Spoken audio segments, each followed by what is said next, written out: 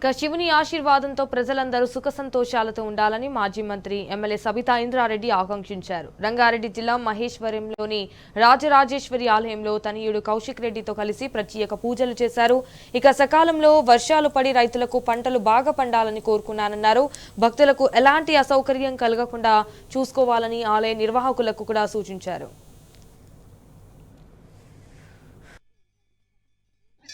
మహాదేవుని వేడుకోవడానికి ఉండాలని రాష్ట్రంలో ప్రజలందరూ కూడా సంతోషంతో ఉండాలి.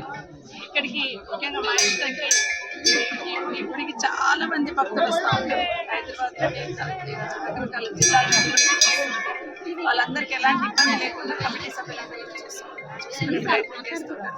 గ్రామ సర్పంచ్ గారితో పాటు టెంపుల్ చైర్మన్ కలిసి అందరూ కూడా వచ్చే భక్తులకు ఇబ్బంది లేకుండా చూసుకోవాలని మనస్ఫూర్తిగా కోరుతా ఉన్నాను. మరొకసారి అందరికీ కూడా